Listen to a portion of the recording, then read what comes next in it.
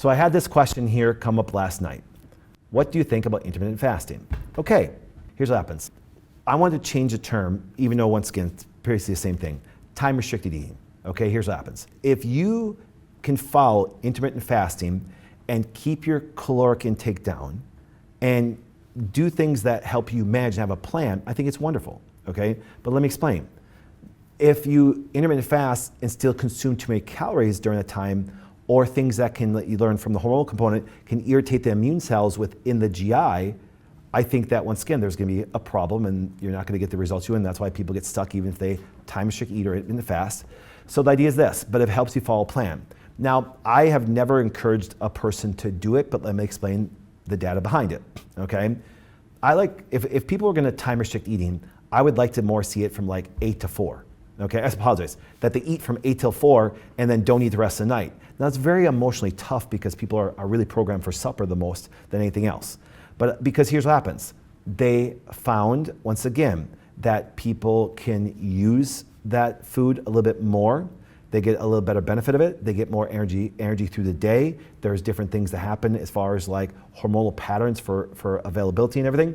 So I would, if you're going to time restrict eat, I would actually do more of like, okay, I'm gonna eat from 8 till 4 and then kind of time restrict after that. Now, I'm more of a person that has said, okay, listen, I don't think that's gonna be very easy for a person to follow, so they're gonna do it for a little while, maybe get some weight loss, but then what's gonna happen is they're gonna go back. And see, that's one thing about when it comes about foods. You have to find something that really works for you. Now, there are people that say, doc, no problem, done at 4. Those are the exceptions, not the rules. You know what I'm saying? Those are the exceptions, not the rules. Okay, so I'm a kind of person that says, hey, listen, have a decent breakfast, make sure you get good protein, and have a supper, okay? Give some time in between there that way, as long as you get enough proteins and enough and keep your calorie intake below your total daily energy expenditure. And then here's what happens this, make sure that you focus on proteins, make sure you try to keep your sugars a little bit low, keep the carbohydrates in a good form of fibers like crazy. And by eating some good proteins, you usually get a good return on your healthy fats. And then do something in the morning and do something at night, okay? And now, once again, if you're a heavy exerciser, you might have to do 3 meals in a day, okay?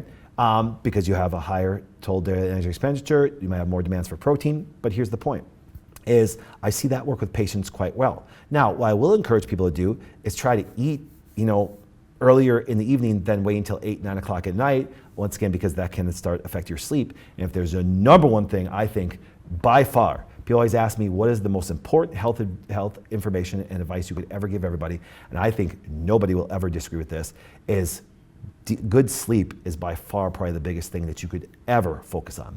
Do you understand that if you don't eat for 3 days, okay. If you don't drink water for a day, okay.